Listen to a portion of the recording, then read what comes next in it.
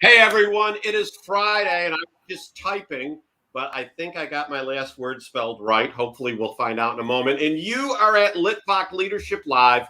I'm here with my good friend Rick Jaso that we've known each other like 10 years, haven't we, at this point? Yeah, It, right at 10 years. it has been a while. But before Rick and I jump into this, because Rick is a leadership kindred spirit junkie like me, we got to do some shameless self-promotion. If you have not gone to YouTube, Facebook, and Instagram to like Litvak Leadership, what are you waiting for? I have been prolific lately in posting videos. Rick, I know you're not on Facebook. Are you on Instagram? I do have an Instagram account. Yep, FM Okay. on demand. And do you follow Litvak Leadership? I do. You do. Good answer. And do you follow the YouTube channel? Because you're going to be on there now. I have not followed the YouTube channel, so I will check that out today for sure. You need to go to the YouTube channel, hit subscribe, and then ring the bell, because then you're notified every time a new video is posted. Awesome. So without any further ado, I want to introduce everyone to my friend Rick Jaso II, certified facility manager. He'll probably tell us a little bit what that's about.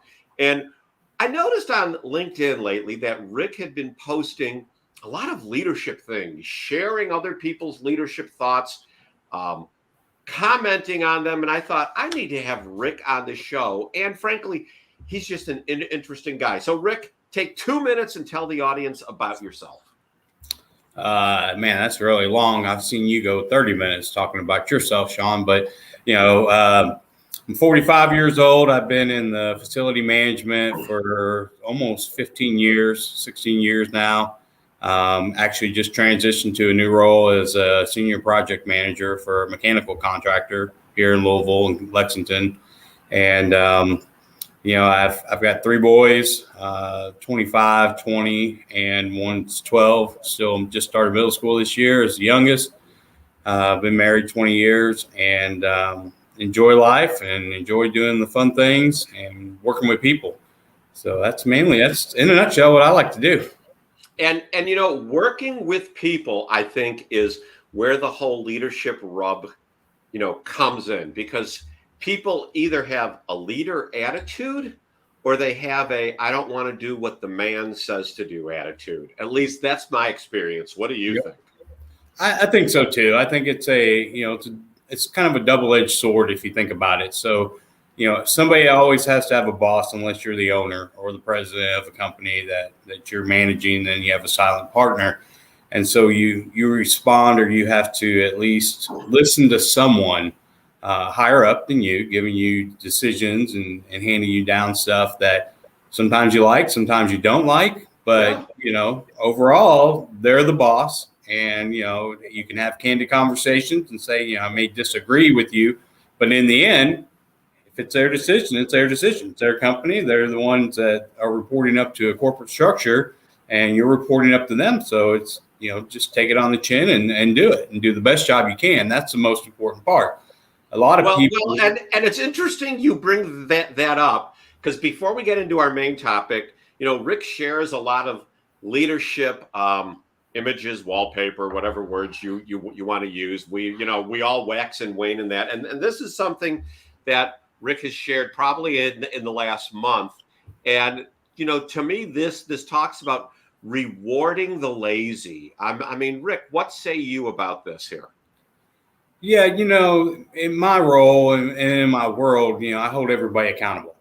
And holding people accountable for what they're responsible for doing, doesn't mean chastising people that do things wrong, and doesn't mean, going and praising people that do things well. But at the same time, I do. It's being thankful that somebody that's willing to do the work that you ask them to do and do the best that they can, you want to appreciate them and you want them to know, you want to have that humility. And, even if you make a poor decision as a leader and give direction and they come back and they say, hey, that really sucked. You have to take that into consideration going forward and how things are. When it comes to rewarding people with poor work ethic, I don't have time for that, to be honest with you. But I use it as a positive. It's just like many years ago, we had this when we did reviews with people, we called it a 3-step review. You start off with kind of how it is nice, you go to the bad, and then you come back with, oh, it's all positive again.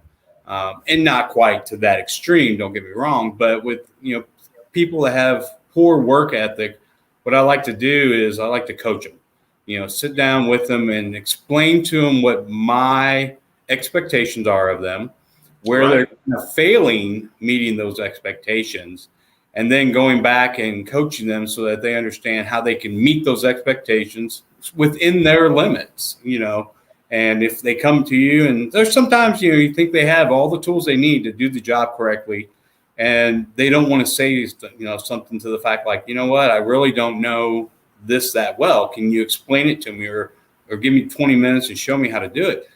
And just giving them that attention per se, or that respect to listen to them, acknowledge them, and go back and show them, they're like, oh man, I got this now. And they run with it. But so a lot of times, the consequence for a poor work ethic, not is the fact that they are poor workers and that they don't have any gumption and drive.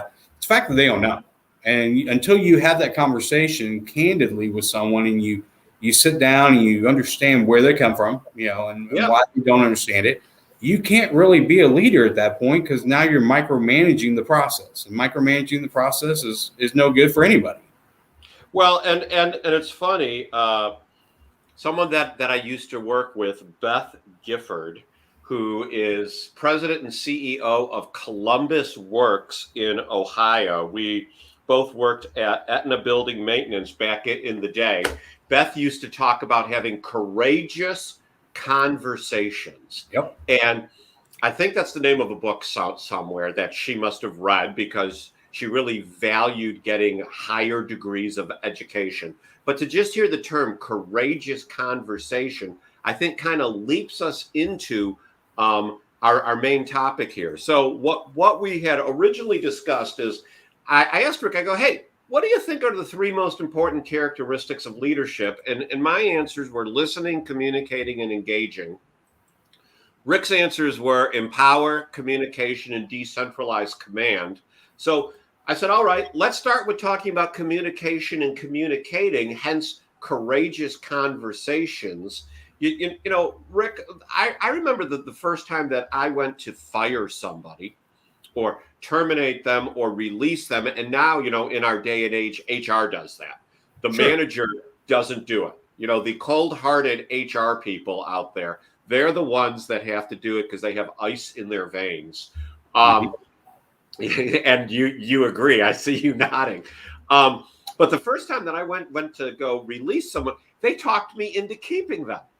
So, were they courageous in their response to me, or was I cowardly in my will to let them go? It could be both. It just depends on the situation and the conversation and how the conversation went. Sean, me, I'm not a salesman at all. We're on the other side. You're the complete salesman. And, when you have a conversation with somebody and you get down to the brass tacks, these are the reasons that I have to let you go. You have to listen back. You have to get that feedback from them, because they may really do, and they may really have a true legitimate reason they can't accomplish what you've asked them to do, or they're not meeting the goals or the requirements because something is wrong. And, sometimes you have to look at it as, are they making excuses? Right? We don't let people make excuses. But at the same point in time, you don't know unless you're engaging and communicating with your employees on a regular basis. You're not going to know what they have going on in their life. You see them at work, and if you follow them in LinkedIn or you're on Facebook with them, you may know, right? But you probably don't know, because most people don't share their deepest, darkest secrets with people, and they don't blast them all over social media. So somebody could be going through a really hard time. Somebody could be going through something in their life that you have no idea about, and it's affecting their performance. And just having that conversation with them, and, just seeing, hey, noticing things are going bad for you, or, you're not doing as well. Is there anything wrong? Is there anything I can help you with?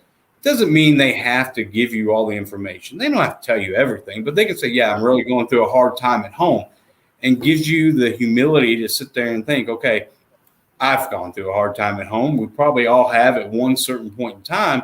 I need to cut them a little bit of slack. And if they want to open up, give them the opportunity to open up. But you have to take it also with the fact that we do have a business to run. We have things that have to be done, and just explain that to them. I'm really sorry that you're going through a hard time or a rough patch or whatever the case may be. But you have to understand this is business, and business is business. And that's why we're all here. If I don't make money and you don't help me make money, then the company doesn't make money and I have to let you go. It's kind of simple.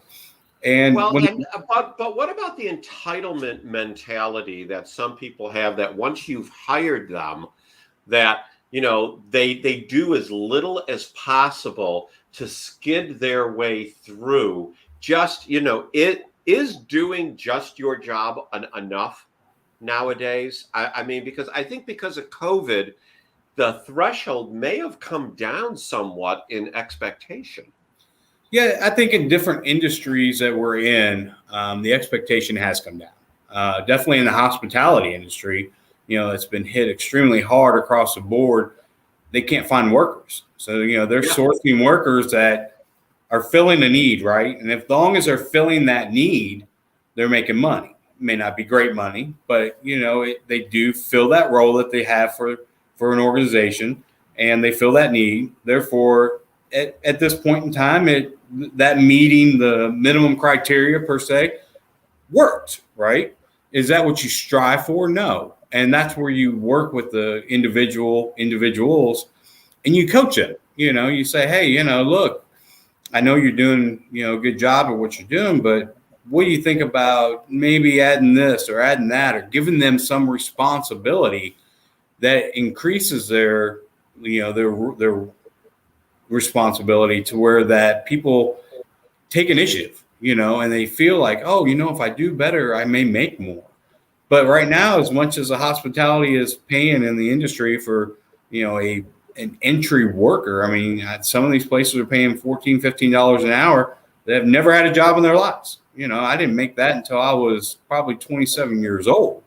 And had a lot of knowledge, and those folks going into this field now, making that and not having any skill sets whatsoever, barely made it through high school. And I'm not knocking anybody that barely made it through high school. I'm one of them.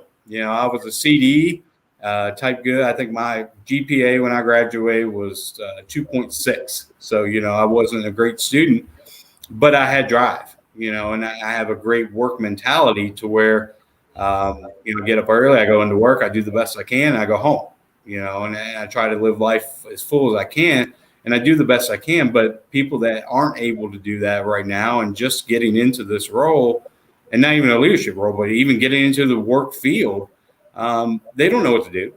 They probably haven't been coached very well. They may come from a poor background where they don't have a strong leader influence in their lives.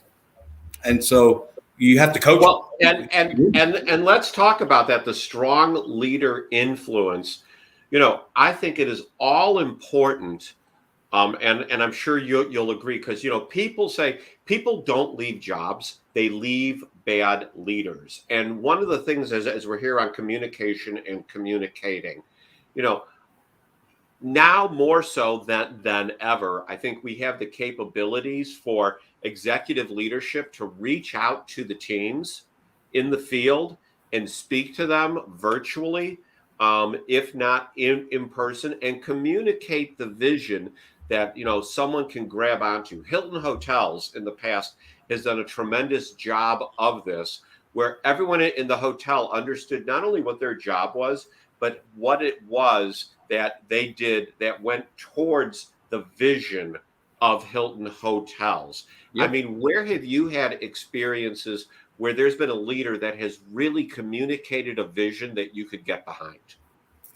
I mean, there's been several organizations I've been part of, not a few that I've only worked for, but, where they sit there, I tell everybody, and you have to know the why. You may hear and we're going to implement this new process, or we're going to do this. But if people don't understand the why, it's hard for people to understand and get behind you.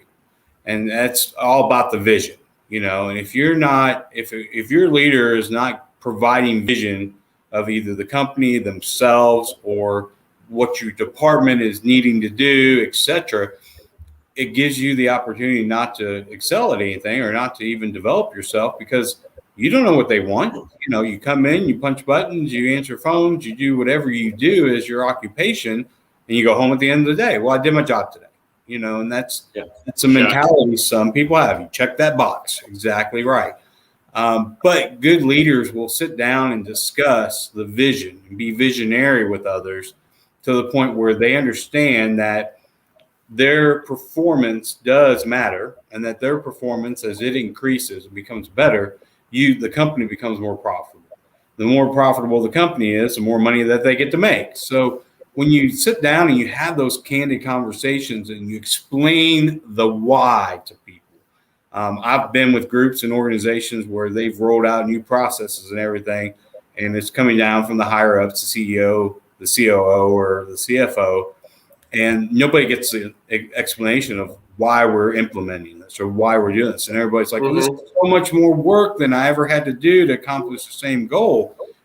There's a reason, just because it wasn't explained to you, there is a reason. And you have to be willing sometimes, even as a subordinate per se, not as a leader, to go ask that question. Okay, yes, I'm happy to do this, but can you explain why we're doing it? Because from my side or my point of view, what you have now implemented is causing me to work twice as hard to accomplish the same goal that I was able to do with the old system.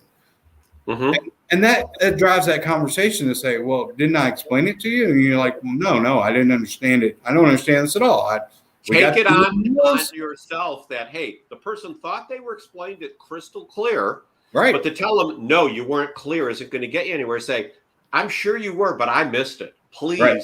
Can you explain it another way? Which brings us to, I think, empowering and engaging. You talk about people, asking leadership the question. And is empowerment something that can be given, or is it something that can be taken? Because I'll tell you, in my career, I have somewhat lived by the rule of don't ask permission, apologize later. How does that phrase go? You know what I'm saying? I know exactly what you're saying. Just go ahead and do it, and I'll ask for forgiveness later when it comes in. Yeah, and I remember when I went and got high-speed internet. Yes, I am dating myself, for our office, and my boss was livid. Mm-hmm. I can't believe, without permission, you went and got high-speed internet. Why would you do that? And I took out the phone bill and go, because I saved 40% on the phone bill, and now we don't have dial-up and we have high-speed. Right. But didn't know what to say. Yep. I mean, I wasn't waiting to be empowered to make decisions. I just went out and engaged and got things done. So do you think empowerment, back to my original question, is something that's given, or is it something that people give themselves to do? I think it's both. I think, for me as a leader, I empower all my employees, whether they're, right underneath me or they're at the very bottom of the food chain, so to speak. And when I say empower employees, I tell all my employees, I need you to make a decision. Right or wrong, make the decision. And with that decision, we'll figure out if it was the right decision, the wrong decision, what consequences we're going to suffer as an organization from it. And we'll use that as a learning tool, not to do it again, obviously, right? But from an empowerment standpoint, going back to taking it away, a person can empower people with too much authority, per se, that they take the empowerment completely away from folks. And they micromanage processes, and they look over the shoulder, as we used to say, which makes people feel uncomfortable, and it makes people less productive. And when you do those types of things, you're taking that empowerment away from them. You're empowering yourself to make you feel better and micromanage everything. but overall productivity drops normally 20 to 40% when you do that to folks. Yeah, I mean, my immediate supervisor, who's the president and CEO of our company, his philosophical approach with those of us in sales is, you guys know what to do. Yep. I hire industry experts who know what they're doing, and he gives us feedback. But for the most part, we know what to do. Yep. And so we have been empowered. And, I go out and engage people. You see me posting, you see me putting up videos. When we have an event, whether it's IFMA or something else, I'm out there talking to people. And I see you the same way, although you say, you're not sales. Rick, everybody is sales. Well, I got it. Especially when you're a project manager. I would think there is a certain sales element of your life. Yeah. So, when I say I'm not sales, so I can explain something to you and sell you something that you need once I explain why you need it, but I'm not a salesperson. So for instance, when I say that, if a piece of equipment is failing, I don't want to sell you a new piece of equipment, because all you want to do is you want to repair it. You've hired me to repair your equipment. And a lot of times having that candid conversation with folks and say, look, okay, I am so happy to fix your equipment for you, but I'm going to tell you at this point in time, it's 15 years old. I'm going to replace X, Y, and Z, and a brand new one will cost you X, Y, and Z. You now change that, and you've empowered them to make a decision, right? No, right. I want you to just fix it. Or, hey, I didn't think about that, and some people don't. When you're looking at things in a crunch or in a vacuum, even sometimes, you're more worried about getting it up, running, and making it work again versus what's the cost analysis of actually just replacing that with something that's more efficient and a better opportunity. And a lot of times you have to look at it that way. And if you don't ask those questions, in my role as a leader, even to my customers, it's for me to tell them that and give them that information. Whatever decision they make, it's theirs. And they get to make the final decision. I'm not going to be mad that they don't buy a new piece of equipment. It doesn't matter to me, because I know in my world, if they don't buy a new one soon, I'm going to keep repairing the old one. I'm just going to keep making money off of them, right? But even in my role and losing money per se, by selling them a new piece of equipment, their company is becoming more efficient. They're going to rely more on us to come in and give them that expertise and give them that information and help them. I just got done finishing up about a 4-week synopsis with a company down in Lexington who asked me to come in and do a 5-year cap plan for them. And I was like, on the HVAC equipment. And they're like, we never would have thought of some of these things, because we just, the life expectancy of equipment is X, Y, Z. It's just like a car. You buy a car, 5 years. If you get 5 years out of a car, and if you're not driving it every day, 100 miles a day, you want to get at least 5 years or 6 years out of a car, because that's the minimum that your loan is probably for, unless you really want to go gung-ho, right? So why would you want to have to pay something off that dies sooner than that? So now you're under on that car. And so you have to actually lose money to get rid of that car and buy another one still. So now you're spending even more money, because cars don't decrease in value. Well, they even increase now for the most part. But it's the same thing with equipment. And so if you don't have conversations and you don't let people know what opportunities are out there in any facet of life, you don't make any sales. And so I don't consider myself a salesman when I go somewhere. I consider myself an informant. I'm informing you. You're educating, you're informing.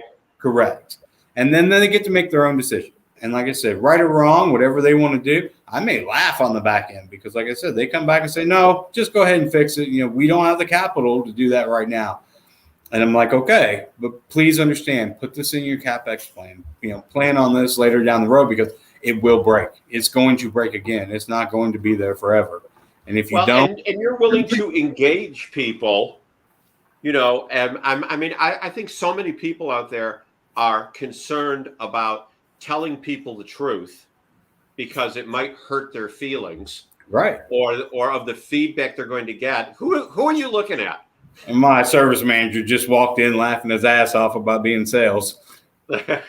And you need to engage with people because it just goes a whole lot easier. Because when the customer comes, you go, "Why didn't you tell me that?" Yep. The answer, "Well, I didn't think you'd want to hear it," isn't going to float.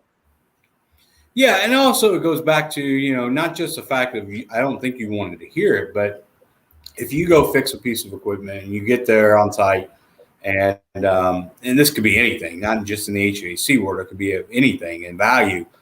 If you don't give them the full information, you lose credibility if you don't give them that. And so, if you repair it and it costs, let's just say $6,000 to do a repair, but a new piece of equipment's $9,000, sooner or later, it's going to break again. And then when you go back and say this time, all right, here's the price of a new one. Well, why didn't you tell me that a year ago when I spent $6,000 repairing this one? Yeah, you just said fix it. Well, that's a mentality a lot of people have, and it's a wrong mentality. Yep. Check the box. That's right. If you don't give them the correct information and give them the opportunity to make an educated decision at that point, then you've got to feel bad about yourself, in essence. Mm-hmm.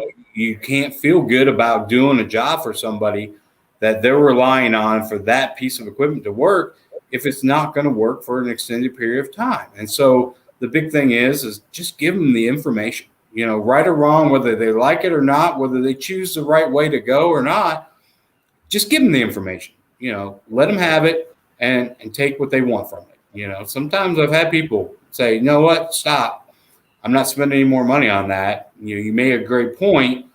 I'm going to go ahead and buy a new one. Well, then your margin on that is there and you make money, right? So, and the customer is happy because the headache is gone. The headache is gone and you're going to have more business. They're going to be, because that's when you can sneak in. Here's the sales side of me, guys, where I can sneak in and say, okay, look, I'm going to sell you this brand new piece of widget. And with that, I would like to provide you a preventative maintenance program. And I would like to provide it, recommended is twice a year, 3 times a year, 4 times a year, once a month, whatever the case may be, depending on what we're selling or giving them or providing them. But the thing is, if you don't have that opportunity, you're losing money. You're leaving it on the table. So try to give them the education about what they have, what you can give them. And then from there, move on to the sales side of things and say, all right, look, guys, now that you have this new piece of equipment, the reason your old one failed is because you didn't maintain it. You didn't do the proper things that needed to happen in order for it. If you don't change the oil in your car is not going to last the 5 years that you minimally need it to operate. Absolutely. But if you give them that information and say, let me help you, let me solve some of your issues and take away your headaches down the road, I can probably make this piece of equipment last the minimum lifetime expected. I'm not saying there's not going to be parts that don't break. There's not the parts that aren't going to fail.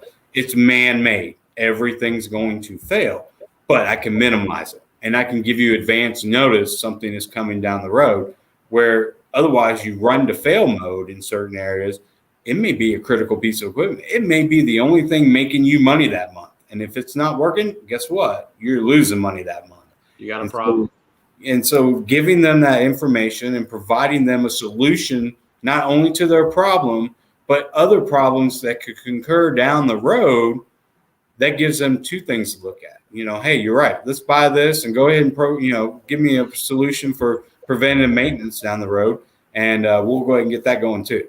So that's my sales side of things when I do sales. I was going to say, for someone who says he's not in sales, you certainly gave a detailed explanation. All right, so explain to me what you meant when I said, what do you think are the 3 most important characteristics of leadership? And the third one you mentioned is decentralized command. What on earth are you talking about? So decentralized command, it's a military term that's utilized a lot in the military. But, we talked about hierarchies in organizations. So, you have a president, CEO, you may have a COO, you may have a CFO down the line, all the way down to the operator that comes in and sweeps the floor at the end of the night, right? The thing with decentralized command is that you have to be able and willing to let others lead that are outside of your privy, that focus on leading the groups that do other things that make the company money. So with that being said, if I was a COO of a company, and our company hierarchy is a CEO, and then you have a COO, and then I have a CFO. So I need to let my COO make decisions on the operation because that's what I hired him for. I may want to ask him questions. I may want to look at it, but then I expect him also to allow his business unit leaders to make decisions for their business units. And then when we review it all at the end of the year or quarterly or however often you review everything, you can say what's working, what's not working, and how do we fix this, and is it a communication issue or where it's at. But you have to let go of the reins and decentralize that command to the others that are in leadership roles.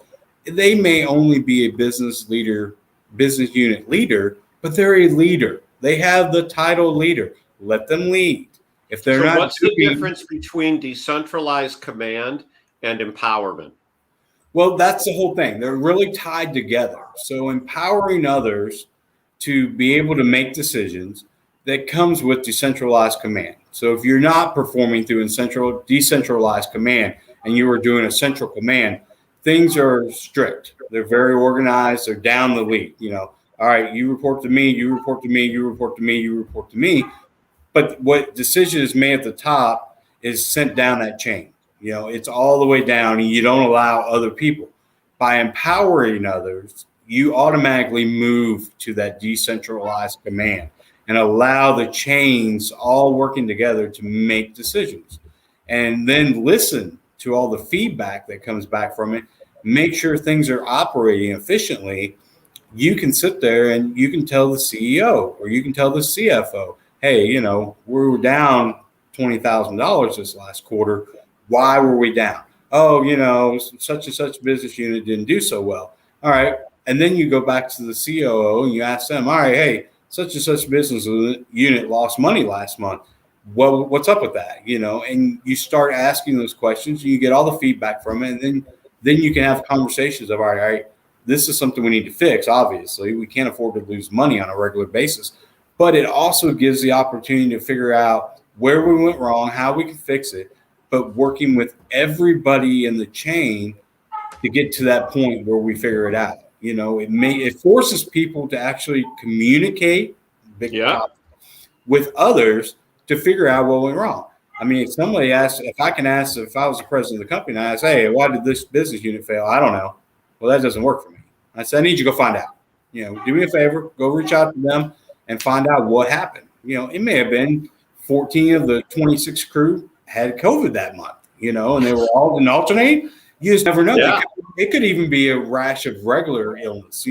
Somebody got a stomach bug, they brought it in the office, and then half the team was gone.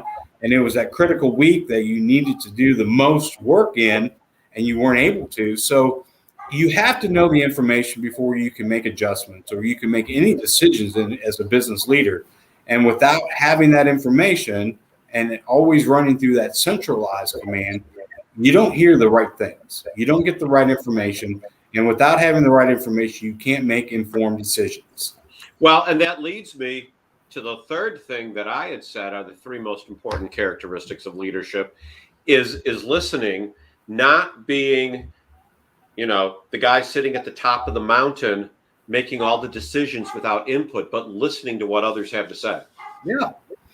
Yeah, that's a big thing is, listening. I'll tell you, when I first started in management, well, I take that back. When I first started in leadership at a business level, not fast food and things of that nature, my boss was really a nice guy, and he looked at me and said, I'm going to send you to a class. He said, you're really going to value this class. And I'm like, what class am I going to? He's like, it's called Communicating with Tact and Finesse. And I looked at him, I'm like, huh? He's like, yeah, just go. You're going to love this class. And I go to this He was class. lying to you. Oh, yeah. And I go to this out of the executive end. But I'm going to tell you, to this day, I love that class. It was boring as hell. Don't get me wrong. I mean, the guy was dry. He was monotone. It was like listening to a Visine commercial over and over and over, right? But listening in that room to what he was saying, and I think I still even have some of the pamphlets that they passed out during that time, I found out, and one of the things that I practice to this day, key thing is I repeat everything somebody says to me in my head. So as Sean is talking to me, I'm listening to Sean, obviously, as we're talking to one another, but I'm also repeating because it forces me to stop from trying to think about what I'm going to respond to Sean.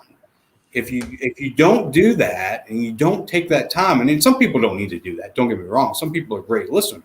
But for me, because I am quick to formulate a plan in my head, I have to go in, repeat what they're saying as they say it. So I have like this auto playback going at the same time so that I'm not making a decision or making a thought process of how I'm going to respond to Sean's question or what he's saying immediately. And it forces me to pause, think a second before I respond. Sometimes that keeps me in a really good place because I've opened my mouth and put my foot in it many a times during conversation because I wasn't listening. And because I wasn't listening and didn't practice good listening skills, I repeated what my boss said and saying that it was wrong to begin with. And I'm like, well, that's what I just said. And he's like, you weren't listening then. I'm telling you, this is what you said. I get it, but it's wrong. Don't do that again. I'm like, oh, I wasn't listening. And he's like, exactly. He's like, so for me, like I said, I like to repeat things in my head when I'm having conversations. I don't do that for every middle school conversation that I have with people. If we're chatting with somebody, yeah, there you go. If you're chatting with somebody and it's a friendly conversation and you're not having to coach them, guide them, or give them direction, you're just being a good friend and a good listener, you may not have to do that. But for the most part, in business meetings, I will jot notes just like Sean showed, he does, and I will repeat what people say. And that's everybody in the room. It's not just the leader in the room. I repeat everybody so that I'm making sure if I made notes that Charlie sitting next to me didn't cover the same topic because I don't want to look stupid and cover the same topic he just covered. He's going, isn't that what we just discussed? Yeah. Oh, sorry, Charlie. I stepped on you there or whatever.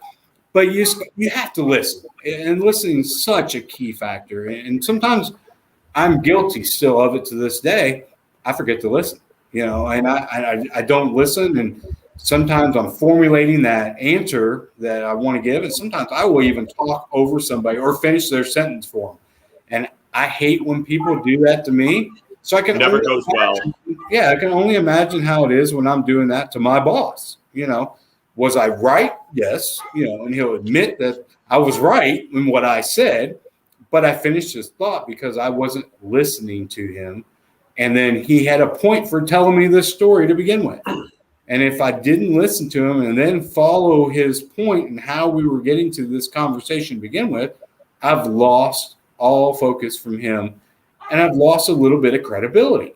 And good leaders will sit there and they have to balance that. You may have a guy that's really super intelligent and can finish probably every sentence you're talking about because you're talking about the same thing that they know.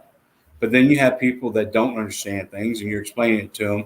And then somebody else is answering for you.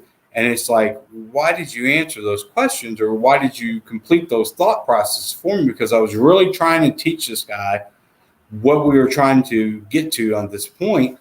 And you made it look like we weren't ever getting there. And now you've collapsed me and you've made it to this point.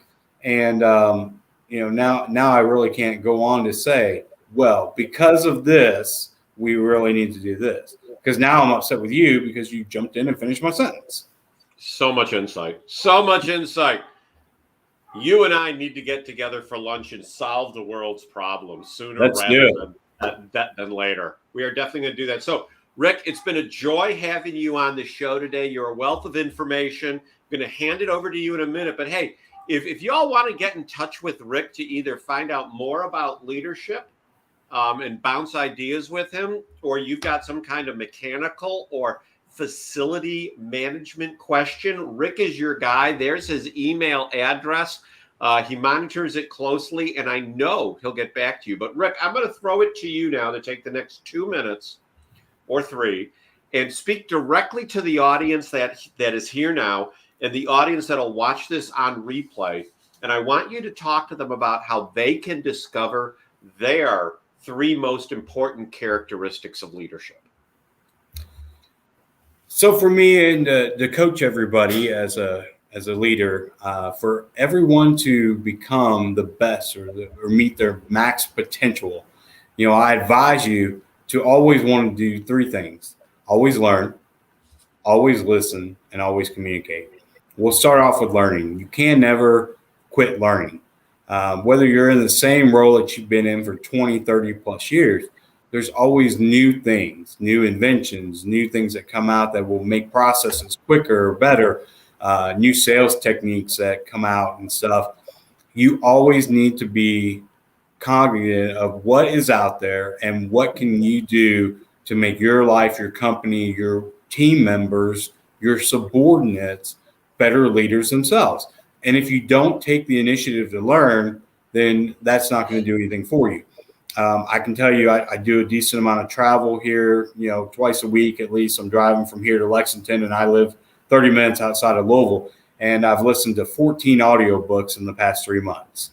And it's just, it's easy. You hit play, you listen to it, you go down the road. The hard thing is making notes, trust me.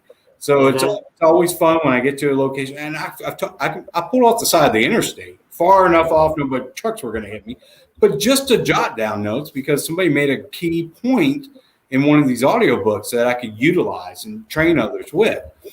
So always want to learn. And, I hate reading. I can tell you that. If you put a book in front of me, I'm going to fall asleep in about 45 minutes. I won't make it very far, but I can listen to an audiobook all day, every day, and be engaged with the author of that audiobook and enjoy things. So learn as much as you can. And if you don't know something, don't be afraid to ask. Whether it's your boss that you're asking or whether it's Google, your other boss that you're asking, you will learn something. And even if you get on Google and it doesn't give you the full truth, as we call it, it will cause you to doubt. And that doubt will lead you into, you know what, I'm going to go ahead and ask this person, or I'm going to call this company and ask them about this. So the other thing is on learning, and then communicating with everybody that you talk to. Not just the first person that walks in the room as the CEO, but treat that person and have the same type of conversation with him as a janitor that comes in at the end of the day, whether they work for you or even a third-party contractor. I speak to them the same way. Sir, yes, ma'am, thank you. I appreciate you. You're doing a great job. It's the same, top to bottom, the same conversation. I speak the same way. Now, when I get mad at you, it's a little bit different of a conversation, but it's still a calm conversation that I have with people. So communicate. You don't understand what others are going through until you communicate with them what's going on so that you have an understanding that they have troubles and everything. So we want to be good learners. We want to continue our education. And that's not going to college. You can do it by audiobooks, seminars, whatever the case may be, even listening to Sean's podcasts that we do. Absolutely. And then communicate with everybody, but you also want to be a great listener. Communication, those two go hand in hand. If you're not listening to the person speaking back to you, that you're having that conversation and communicating with, then you've lost all faith in them because all they're going to do is say, you know what, I told my boss this wasn't working, but he didn't listen. And he's just telling me, just do it. And that type of leadership is not really a leader. That's managing. And that's being what we call a boss. He is telling you what to do and basically telling you how to do it. But if you have a better way or you have a thought process of even a better way, having that conversation, communicating that back to your leader and explaining to them that, hey, look, I think I might have a great idea. I'm not sure, but will you take the chance and listen? Yeah, I'll listen. Go ahead. I think if we did this, and this, we could improve our process. You know what? Explain, and let them take the opportunity. They may not have every thought in their head right then. And you may get into the point where they're kind of lost, but they have the right idea and the path that you may want to route to.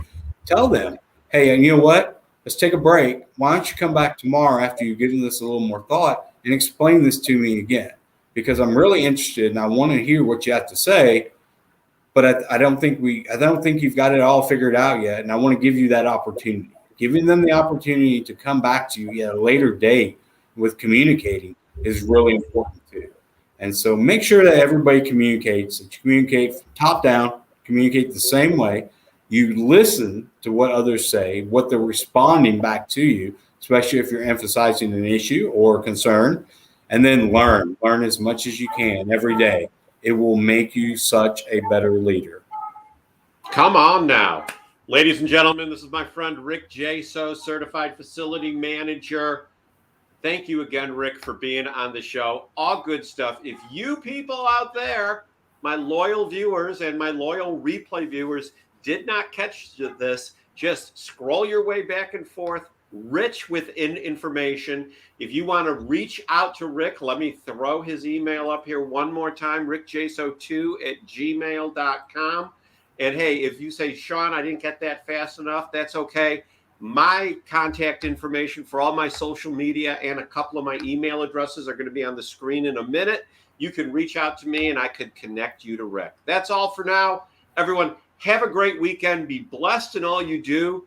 Rick, thank you again. And everyone remember, life is long. See you. You're welcome. See you.